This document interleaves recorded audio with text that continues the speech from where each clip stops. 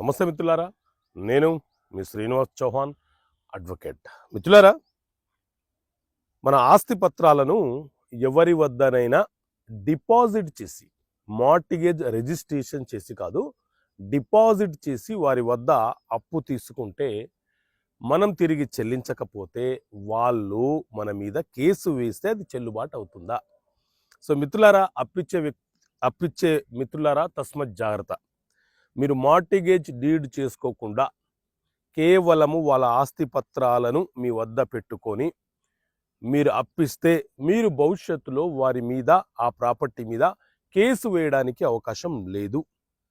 High court of Madras CRP number 1757 ఆఫ్ 2012 Jeevatharinam versus Marimuthu అనే కేసులో చాలా స్పష్టంగా తీర్పునిచ్చింది.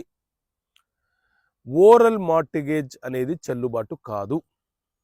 ట్రాన్స్ఫర్ ఆఫ్ ప్రాపర్టీ యాక్ట్ అలాగే రిజిస్ట్రేషన్ యాక్ట్ ప్రకారంగా మార్టిగేజ్ అంటే రిజిస్ట్రేషన్ కావాల్సిందే.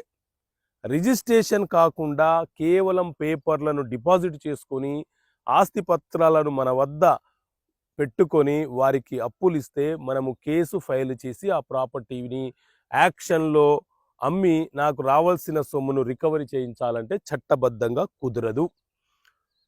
లీగాలిటీ అనేది, చట్టబద్ధత అనేది ఉండదు అని చాలా స్పష్టంగా మద్రాస్ హైకోర్టు తీర్పునిచ్చింది. కాబట్టి అప్పిచ్చేటప్పుడు తస్మత్ జాగ్రత్త.